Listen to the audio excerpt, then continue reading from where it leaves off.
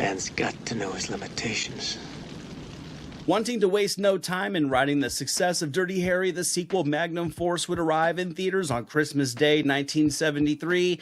Warner Brothers clearly loved using Eastwood as a holiday draw. The plot in this one centered around a group of vigilante cops who would be like Dirty Harry in a way, taking the law into their own hands to kill the criminals of San Francisco that have evaded prosecution, a form of harsh justice. This group of vicious cops will learn that Dirty Harry Callahan does not believe in when he's assigned the case. Now, Magnum Force had a tough hill to climb following the success of Dirty Harry. The budget would be inflated to $7 million, and again, I think it shows just in the polish and the scale of this film. The sequel ups the action sequences, it levels up the brutality and the violence that spills from Callahan's ruthless brand of justice just a skosh as well. Magnum Force works in car chases, larger scale shootouts, some fights, plenty of character confrontations as well to just up the energy. And as for the plot, it wasn't a simple rehash. This theme of vigilante cops subtly forces Callahan to kind of confront his own methods while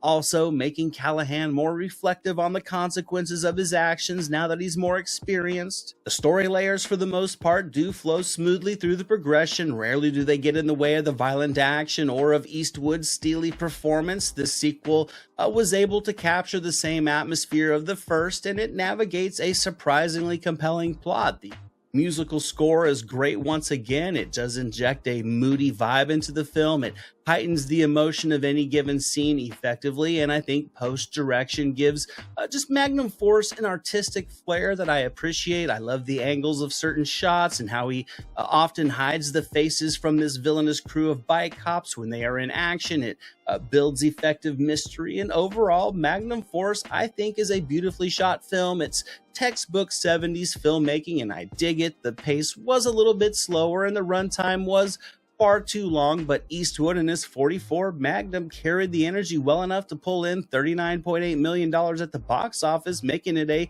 worthy follow-up to a groundbreaking action film.